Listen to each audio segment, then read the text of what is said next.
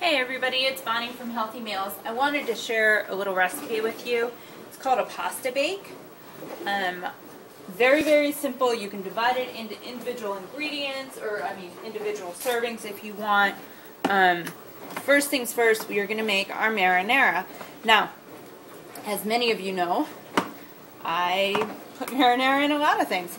So this one is going to basically act as like a spaghetti sauce almost. Alright, so we're going to drop that puppy in there.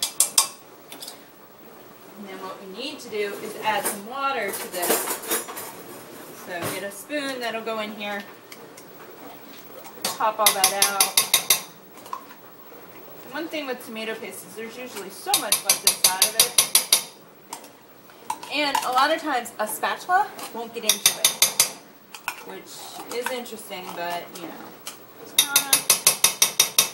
how it is sometimes. So, alright, get as much of it out as you possibly can.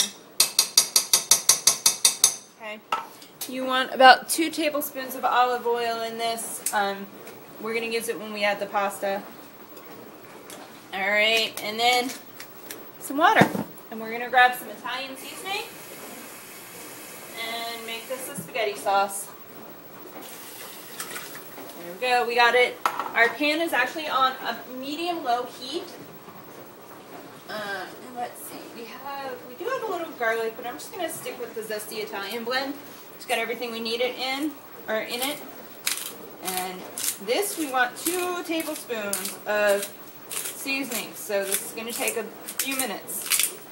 Because, well, I bought the grinder, yada yada yada. I thought it would be cooler. I love it. Seasonings are better, that's for sure. Now, if I was smart, I would have gone and picked up some Italian seasoning from that cool little spice shop and made it easier. But I'm trying to be good. I'm trying to, just use up the spices I have, follow their little philosophy, mine too. Use up what you have, replace it with healthy. Alright, so there we go. We got about 2 tablespoons in there. Now, I'm using the same spoon I used to get the tomato paste out. Just breaking it up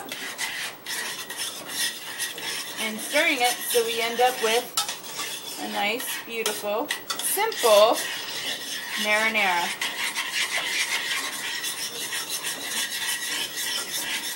There we go.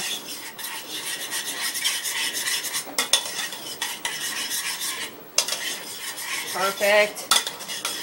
Smells like Italian. Alright, so here's the thing with this one.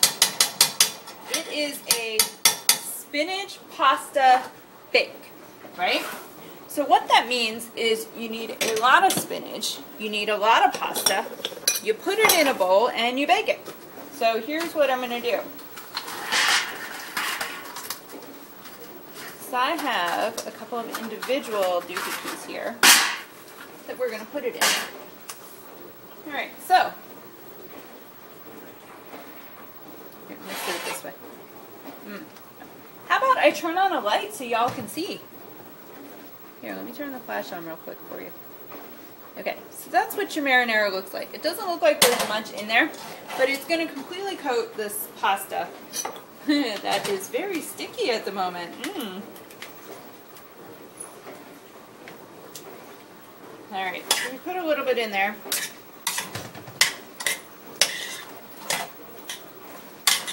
Mix it up. We're going to add the rest of it too. Alright, here we go.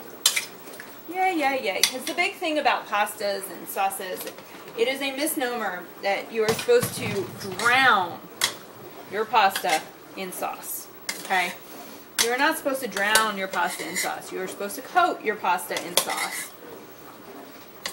so that you have the flavor, so you get all the deliciousness in it without drowning it. Alright, so we've got all of this, right? We need to add some of the spinach that I have, that I just bought. So I want to add the entire bunch of spinach. So here's what we're going to do. We're going to rinse this real quick.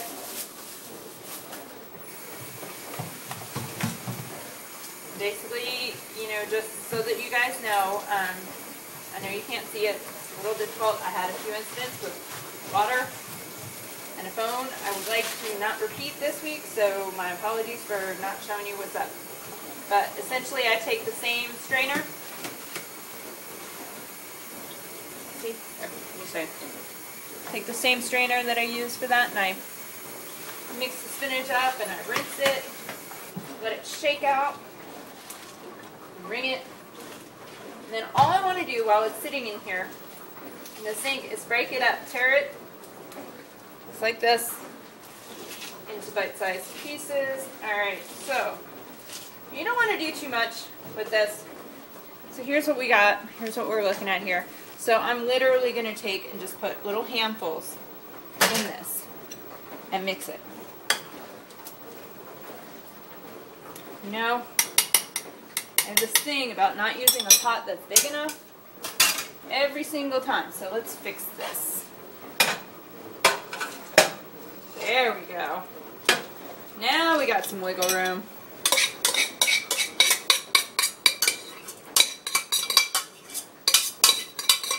Beautiful.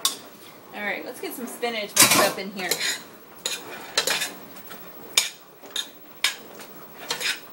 Alright, nice big chunks of spinach. I love it. Alright, so we're just gonna, since we have a bigger bowl, or a bigger pan, we're gonna dump the rest of this in here.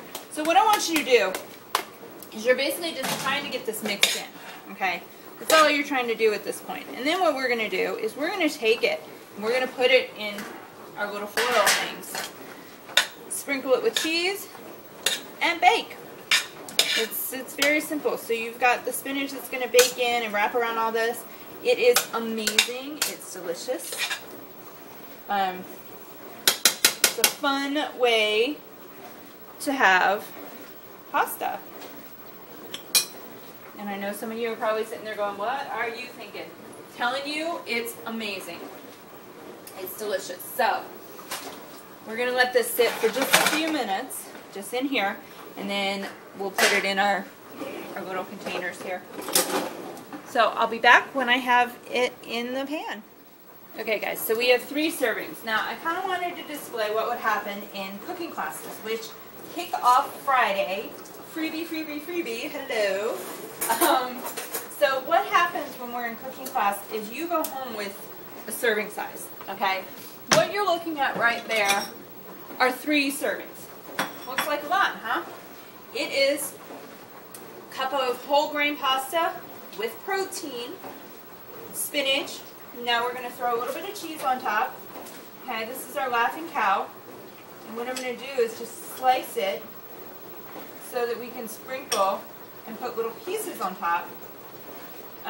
Each one of these little slivers is 35 calories. It has a little bit of garlic in it, some herbs, and you don't really necessarily need garlic and herb cheese covering this entire thing. You just need it in a few places. So you sprinkle this like so, right? So it's evenly around it. And we're going to bake each one of these for about 10 minutes or so, alright? Once they're fully baked, they're ready to eat. And really all we're looking for is to get the cheese melted just slightly so that when you do bite into it, you get some of the herbs. You get some of the melted cheese. I know I love cheese. I know, I try and put dairy in as much as I possibly can. Now, if you're really adventurous, you can do the garlic herb, and then you can have some shredded cheese on top as well. I personally prefer just the Laughing Cow. Biggest reason, it's light. It gives me a little bit of the cheese flavoring without all the calories. Because I tell you what, if I had my way, there would be cheese covering everything. Everything. Wouldn't matter what the dish was, and I know a lot of us out there are exactly the same way. So, and with this, so the Laughing Cow cheese really is a very soft cheese. Just, I don't know if you guys can tell this.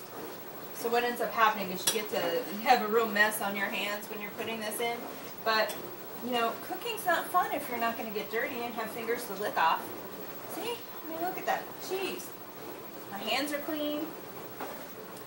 And have a little goodie as I'm cooking. There we go.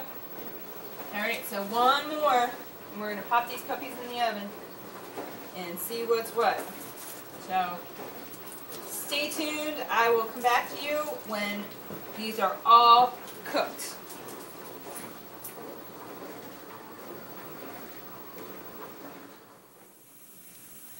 And it's ready to eat. Spinach is baked, pasta is baked, and the cheese is slightly melted. I know you kind of can't see it from this, but what happens with the Laughing Cow is it's a very soft cheese, so it doesn't really melt like you would typically see a pasta melt, or I mean a cheese melt. It doesn't melt all over and coat it. This is a little bit different. This is how cheeses were made years and years and years ago. This is a Swiss cheese. It's a soft cheese, so it's not really going to melt the way that you would expect it to. So anyway, it is amazing. It's delicious. I cannot wait to try this and just enjoy a little bit of pasta. So I will talk to you guys tomorrow. Enjoy your dinner.